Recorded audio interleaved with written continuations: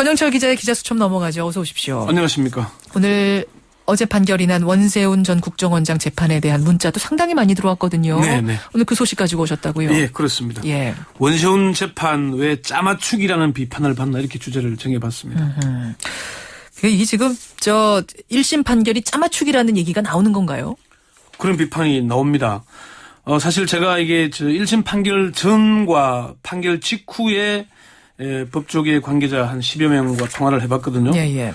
1심 판결을 어떻게 예상하느냐, 또 나온 뒤에 결과를 어떻게 보느냐 이렇게 질문을 해봤는데 예. 비율로 따지자면 한 80% 정도가 이런 결과를 예상했다. 법조계 관계자 80% 정도가 전화 일일이 걸어본. 제가 통한. 예. 그리고 한 나머지는 아예 모두 무죄를 예상했는데 이런 결과가 나왔다. 그런 얘기를 하더라고요. 그래요? 네, 그게 사실 우리 법조 팀장을 맡고 있는 구용혜 기자와도 재판 열리기 전에 어떻게 예상하냐를 두고 토론을 했는데 예. 국정원법 위반은 유죄, 공직선거법 위반은 무죄. 정확히 맞췄네요. 양형은 집행유예 이렇게 봤거든요. 그렇게 나온 거죠. 그러니까 예상대로 됐다고 짜맞추기다 이렇게 볼 수 있는 건 아니잖아요. 그렇죠. 법원의 판결이 짜맞추기란 얘기는 예상된 판결이 나왔기 때문이 아니고 판결문을 검토해 본 뒤에 나온 평가들입니다. 판결문을 본 법조인들은 법원의 판결이 모순된다는 얘기를 했는데 한 중견 법조인은 예. 법원의 판결문을 보면은 공직선거법 위반 혐의에 대해서 무죄를 내리기 위해 애쓴 흔적이 보인다. 애쓴 것 같다. 예, 현직 검찰 간부도 선거를 앞두고 정치 활동을 했다면 당연히 선거 개입을 한 것인데 정치 활동은 인정하면서 선거 개입은 아니라는 논리는 이해하기 어렵다. 이렇게 얘기를 하고요. 예. 재판부 이번 판결을 짜맞추기라고 비판하는 이유는 공직선거법 위반은 무죄라는 결론을 먼저 내려놓고 여기에 맞춰서 판결문을 작성하다 보니 논리의 일관성이 떨어지거나 모순이 드러난다. 그런 얘기입니다. 그런 얘기군요. 실제 판결문에서 정말 모순이 곳곳에 드러납니까? 그럼 이제 판결문 한번 보죠. 예. 재판부가 판결문에서 원세훈 전 국정원장이 심리전단 직원들에게 조직적인 정치 관여 활동을 하도록 지시한 것은 민주주의의 근간을 뒤흔드는 것이라고 엄하게 꾸짖습니다. 판결문에서 꾸짖습니다. 예. 재판부는 주권자인 국민들이 자유로운 의사표현과 합리적인 토론을 통한 여론의 형성은 우리 헌법이 채택하고 있는 대의민주주의의 가장 핵심적인 요소이므로 예. 국가기관이 특정한 여론을 조성할 목적으로 이와 같은 국민들의 자유로운 여론 형성 과정에 직접 개입하는 행위는 어떠한 명분을 들더라도 절대로 허용해서는 안 된다라고 분명히 밝히고 있습니다. 예. 또 판결문에 이르러서는 사이버 이 활동 자체가 선거 시기에 있어서 자칫 주권자인 국민들의 판단에 영향을 미칠 수도 있는 매우 위험하고 부적절한 행동임은 분명하다 이렇게 밝힙니다. 잠깐만요. 선거 시기에 있어서 자칫 국민 판단에 영향 미칠 수 있는 위험한 행동임은 분명하다라고도 썼어요? 예. 판결문 이렇게 나와 있습니다. 예. 그럼 법원의 이런 판단대로라면은 당연히 선거를 앞두고 정치에 관여하는 행위가 선거 개입을 했다는 얘기가 되는 거 아니겠습니까? 예. 그런데 법원이 이제 이런 엄중한 판단을 내려놓고 실질적으로 공직선거법 위반으로 넘어가면은 지나치게 공직선거법의 범위를 좁혀서 해석을 합니다.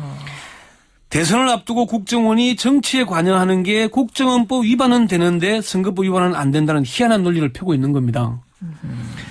재판부는 그러면서 검사가 제출한 증거들만으로는 선거운동을 지시해서 그에 따라 선거운동이 이뤄졌음을 인정하기는 부족하고 이를 인정할 만한 증거가 없다면서 검찰의 책임으로 돌립니다. 예. 이 대목이 여러 대목이 나오는데요. 예. 그러면서 재판부가 결론 부분에서는 또 이렇게 나옵니다. 이 부분 공직선거법 위반과 국정원법 위반은 상상적 경합 관계에 있다. 한 가지 행위가 두 가지 범죄에 다 해당하는 관계이므로 주문에서 이 공직선거법 위반 행위에 대해서는 무죄의 선고를 따로 하지 아니한다라고 밝히고 있는 겁니다. 두 가지가 상상적 경합 관계에 있다고 인정을 하면서 연관이 있다고 인정을 하면서 국가정보법 위반은 유죄.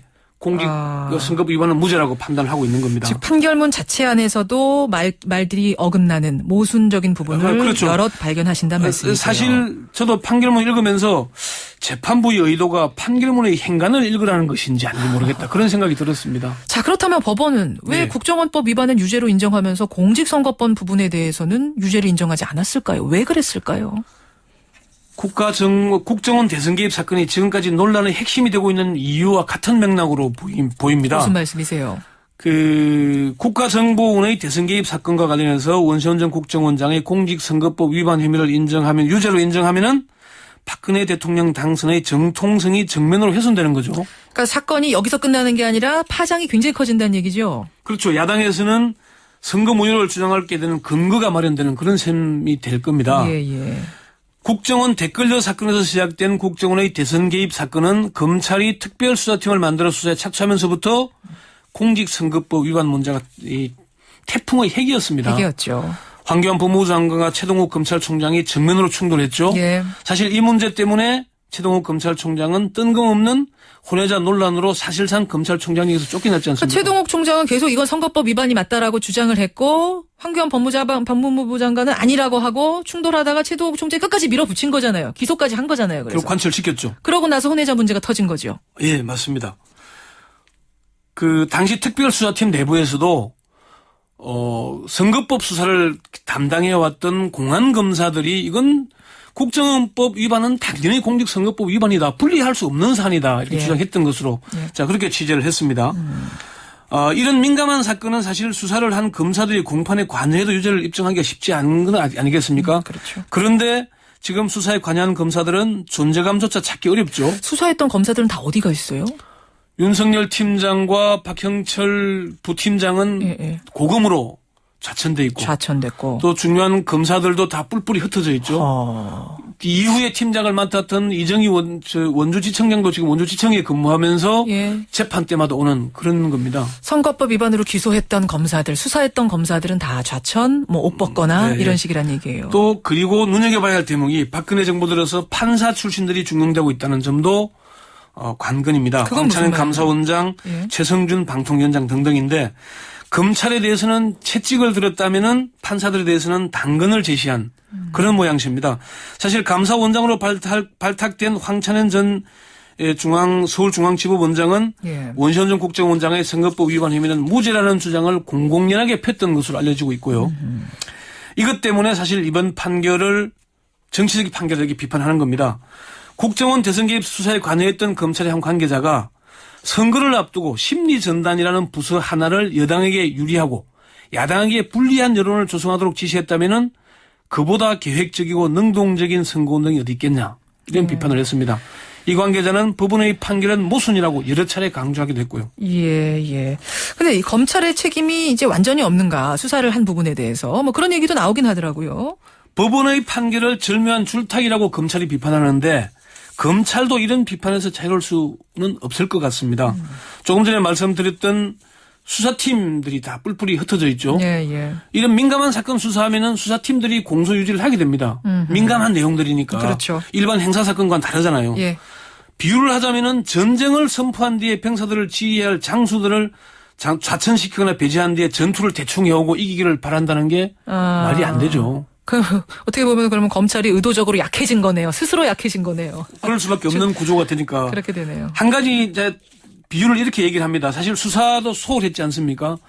검찰이 기소한 걸 누룽지에 비유를 하는데요. 무슨 얘기냐면은 국정원이 댓글 단 거, 트위터에 한 거 중에 일부만 찾아서 기소한 거지 않습니까? 밥을 제대로 폈다면은 얼마나 황당한 일이 벌어졌겠는지 모르겠다는 그런 얘기를 하는 거죠. 정치 개입은 맞는데 선거 개입은 아니다. 이 판결 여러분은 어떻게 생각하십니까? 권영철 기자 수고하셨습니다. 네.